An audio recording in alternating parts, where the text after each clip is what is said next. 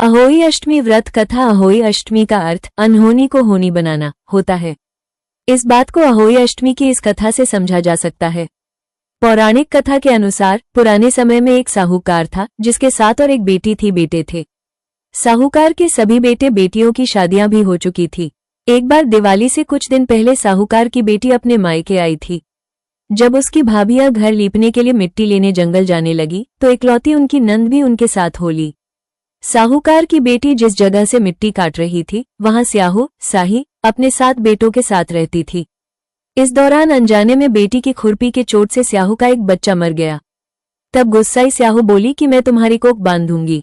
इस डर से साहूकार की बेटी रोने लगी और अपनी सभी भाभियों से एक एक करके विनती करने लगी कि वो उसके बदले अपनी कोख बंधवा ले।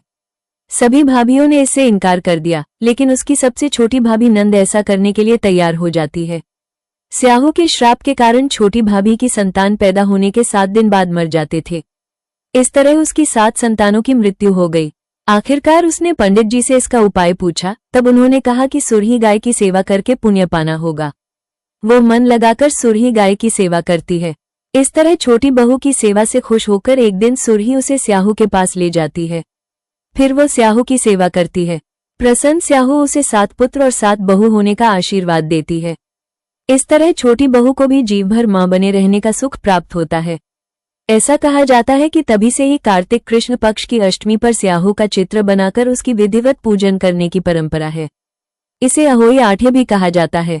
मान्यता है कि अहोई माता देवी पार्वती का ही एक स्वरूप है जो संतानों की रक्षक देवी है। इसलिए महिलाएं अपनी संतान की दीर्घायु, सुख और समृद्धि के लिए अहोई माता को प्रसन्न करती हैं। अहोई अष्टमी की पूजा विधि। अहोई अष्टमी के दिन सुबह जल्दी स्नान आदि से निवृत्त होकर साफ पारंपरिक कपड़े करें। अब घर की एक दीवार को अच्छे से साफ करें और इस पर गेरू या कुमकुम से अहोई माता की तस्वीर बनाएं। फिर उनके समक्ष दीपक जलाएं और अहोई माता की कथा पढ़ें। इसके बाद देवी से बच्चों की रक्षा की प्रार्थना करें। इसके बाद शाम के समय तारों का उदय होने के बाद विधिवत पूजन करें। अहोई माता को हलवा, पूरी, मिठाई आदि का भोग लगाएं। फिर तारों को अर्घ दें और मंत्रों का जाप करें। इसके बाद पूरे परिवार के साथ माता की आरती करें। अंत में अहोई माता से प्रार्थना करें कि जैसे उन्होंने साहूकार की छोटी बहू की संतानों की रक्षा की, वैसे ही सभी बच्चों की रक्षा करें और उन्हें सुखी रखें। अहोई अष्टमी की आरती। जय अहोई माता, जय अहोई माता।